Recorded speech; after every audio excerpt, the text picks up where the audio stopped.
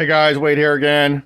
We're going to do the second and final session for the final 3 parts for the Lathe CNC conversion kit on my 7x16" lathe. These are based off of the design and all the CAD drawings of Franco CNC on YouTube. I'm going to continue on. First off, I'm going to knock out the X-axis home limit switch bracket, get that guy finished off. Then I'm going to move into knocking out the Z bearing block, machine that guy all up. And then the final piece, which is kind of the big guy, is the apron piece that goes on the front. It replaces where the big hand wheel is on the existing lathe. And so I'll knock that guy out as well. I will note that in this manual that Franco produced, there are 3 or 4 parts that are 3D printed, and I'll go over those when I actually cover the lathe CNC conversion. So here's a recap of the parts that I did last session. So let's dive in.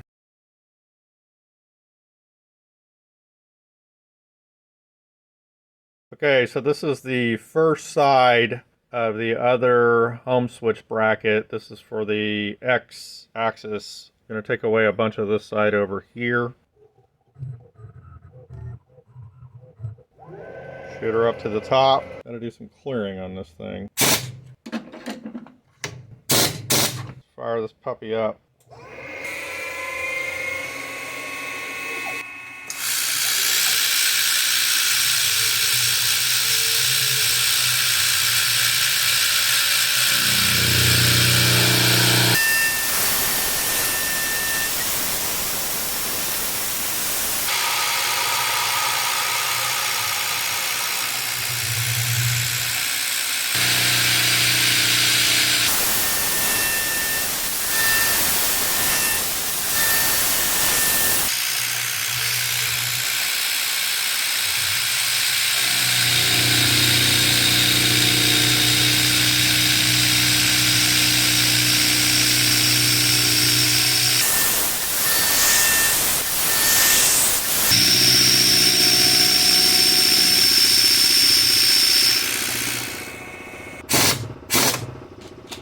The diminutive but powerful tool number 5.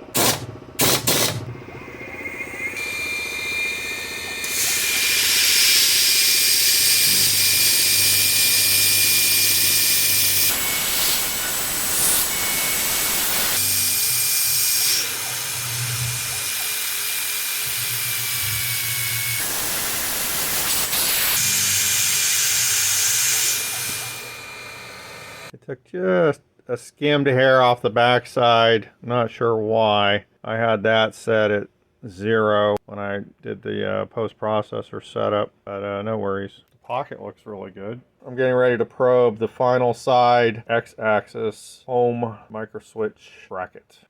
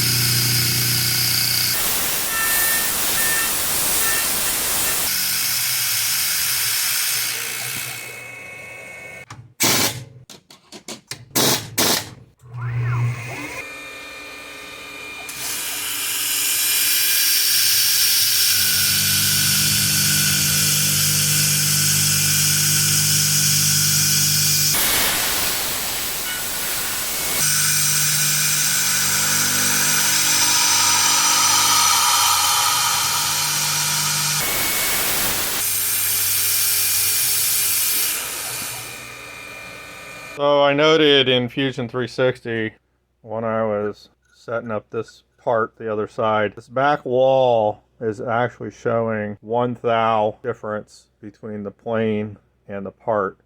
And that's why it's hitting that one little tiny edge, which is actually pretty good to see. It's good to see that it's actually taking that into account and just kissing this. This is going to get 2 slots. It's going to get one here and then one at an angle. One's slightly bigger than the other. One's 1/8 inch, one's 0.15.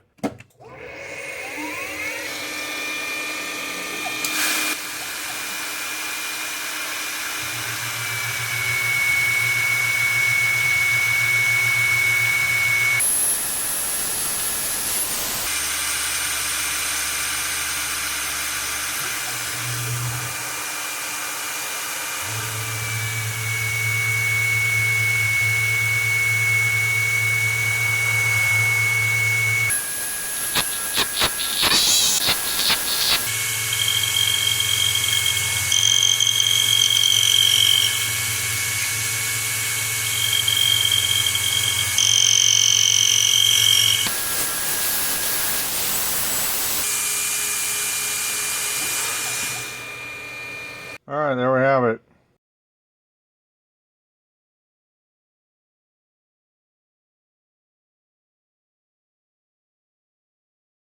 Another part for the lathe CNC conversion. This will actually hold the lead screw on the very right end. So I've cut this stock, which was 6 inches, down to about 3.2 inches this way. This is 1.5 inches by 1.5 inches, and then the other part will just be a hair over an inch. So I didn't really have a good way to take this down. Plus, I want to dial in my Superfly because I think it's cutting a little deep. So I'm actually going to use this opportunity to make a bunch of facing cuts on the top on each side with the Superfly and really see what's going on there. Try to dial that guy in.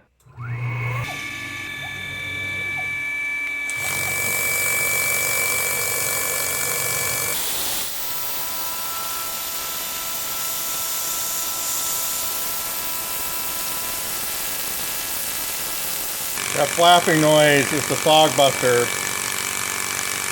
air hitting the blade as it comes around. You can see it's about a near perfect finish on that thing. It's just absolutely gorgeous.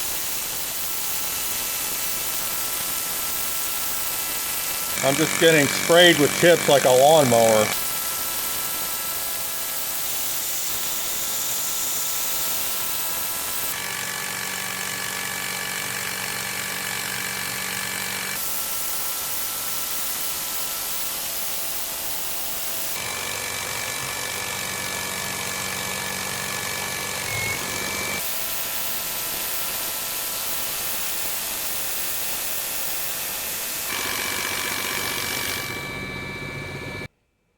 As I'm just standing there, it's just dousing me with chips, like I said, like a lawnmower. If you get it right, you can see that mirror finish.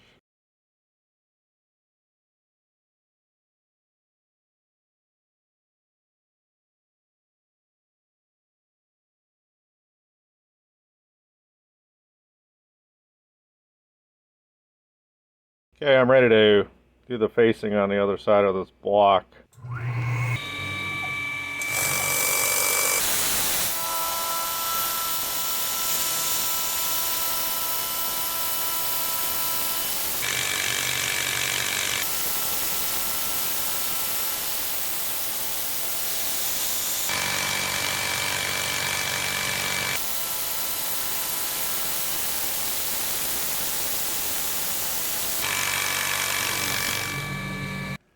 I got blasted. Like a lot of people, I've watched a lot of videos on YouTube, but these are those nice curly Q C shapes, at least, you know, especially if you look over here. I think those look pretty good, especially for a face cut. Again, I'm not an expert.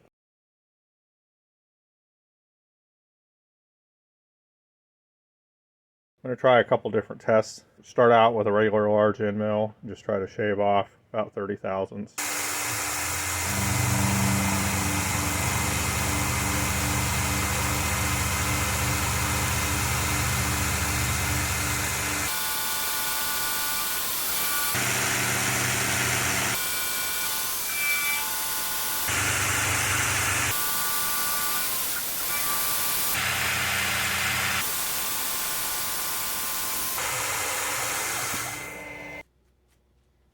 I can feel the very, very faintest little bit of an edge. Almost not even an edge, just like a little bit of a rough transition. Just enough where I can feel just a little bit, almost like a scratch.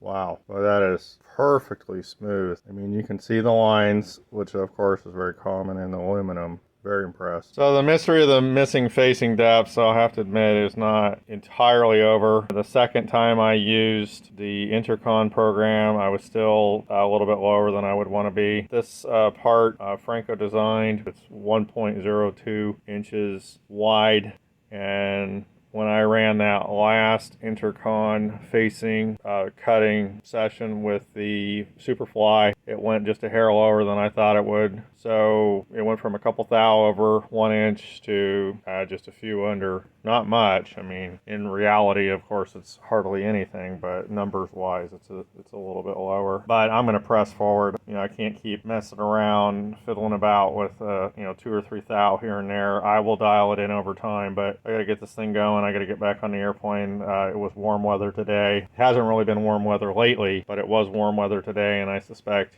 by and large, it's start getting warmer. So I got to get this thing wrapped up and get back on the plane.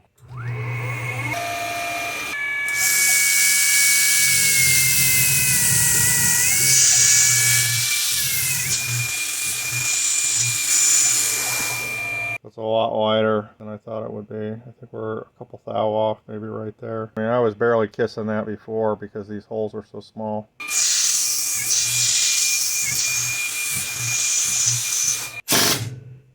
Which is a guess tool.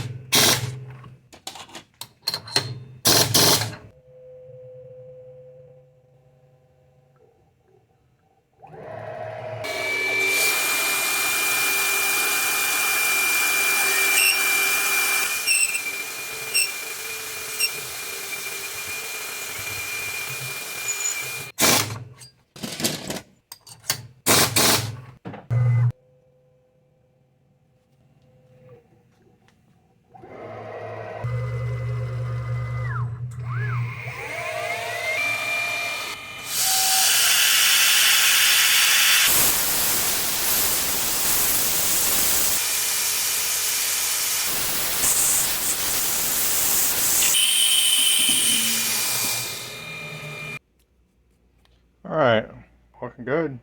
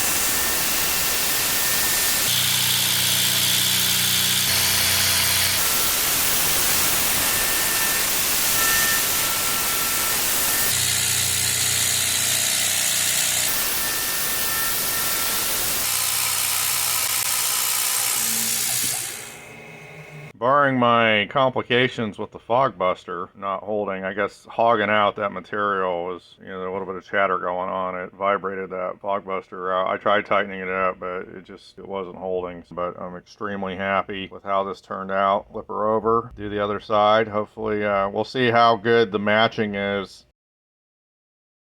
So this is the second / last side of the second to the last part.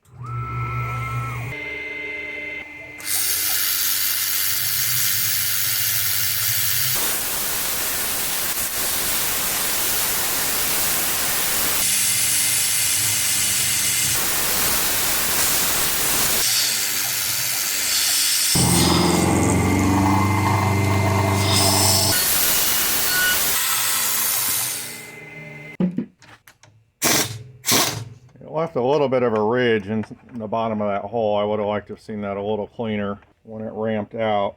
It's not horrible, but a little bit more than what I would want.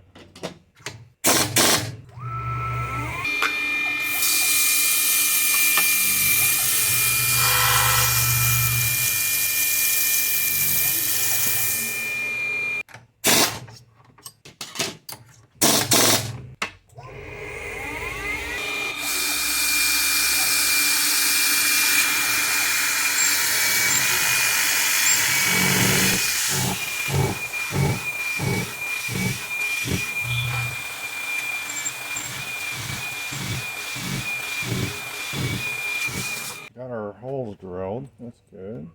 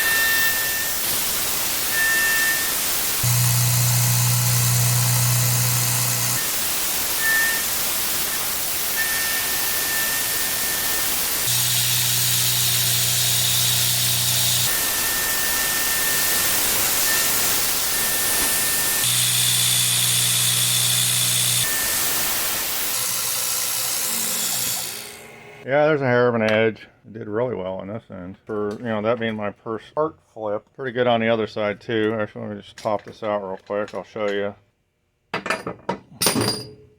So there she is. Yeah, you can see a little bit of an offset there. Not bad at all though. Very pleased. This dog will hunt.